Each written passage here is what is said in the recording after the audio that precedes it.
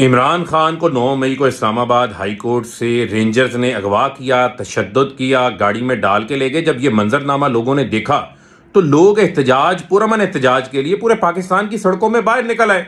اور یہاں پر آپ کو بتاتا چلوں، چاہے 25 مئی ہو، چاہے 3 نومبر عمران خان قاتلانہ حملہ ہو، چاہے 8 مارچ ذل شاہ ہو، چاہے 14 مارچ کو عمران خان کے گھر پر حملہ ہو، 18 مارچ کو عمران خان کے گھر زمان پارک کے دروازے توڑے گئے ہوں، FIR ہوں، ہمارے پارٹی لیڈرشپ کو جیلوں میں ڈالا ہو، ارشد شریف کا شہید کا قتل شہید کیا جا رہا ہو، لیکن عمران خان نے کسی جگہ کے اوپر بھی قوم کو پرتشدد احتجاج کی کال نہیں دی، ہمیشہ پرامن رہنے کا ان کو کہا۔ جب لوگوں نے دیکھا کہ ان کی آخری امید کو ان سے چھینا جا رہا ہے، جو کہ عمران خان ہے، ان کو غیر قانونی طور پہ اغوا کیا جا رہا ہے، ان کی جان کو خطرہ ہے، ایک قاتلانہ حملہ وہ لوگ کر چکے ہیں جو ابھی اغوا کر کے ان کو لے کے جا رہے ہیں، لوگ احتجاج کے لیے باہر نکلے۔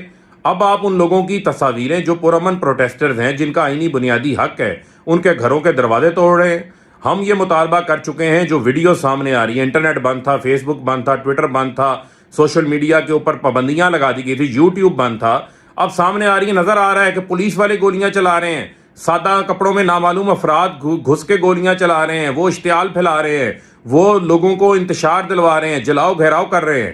اس کی انڈیپینڈنٹ انکوائری ہونی چاہیے۔ جب انکوائری ہوگی اس میں نظر آئے گا اس کے پیچھے محسن نقوی، اس کے پیچھے رانا ثناءاللہ اور ان کے ہینڈلرز اس میں شامل ہیں۔ یہ لگ رہا ہے کہ یہ ایک طے شدہ منصوبے کے تحت یہ پلان کیا گیا ہے۔ ایک جانب یہاں پر بچوں کو، خواتین کو، بزرگوں کو گھروں کے دروازے توڑ کے گرفتار کیا جا رہا ہے، دوسری جانب فضل الرحمان جو کہ سپریم کورٹ کیس سن رہی ہے انتخابات کے حوالے سے، جو آج انتخابات 14 مئی کو ہونے تھے، نہیں کروائے گئے، توہین عدالت کی گئی ہے، کل اس سے متعلق ہیرنگ ہے، وہاں پر دھرنا دینے جا رہے ہیں۔ اسلام آباد میں PTI کے لیے دفعہ 144 ہے، PTI کے لیے 245 کے تحت آرمی بلائی گئی ہے، لیکن فضل الرحمان PDM کو فیسیلیٹیٹ کیا جا رہا ہے کہ وہ سپریم کورٹ آئیں۔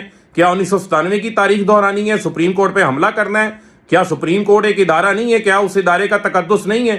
اس کے اوپر بھی سب کو خیال کرنا چاہیے۔ فوری سپریم کورٹ کے تحت ایک انڈیپینڈنٹ کمیشن بنایا جائے جو اس انتشار اور وائلنس کی انڈیپینڈنٹ انکوائری کرے۔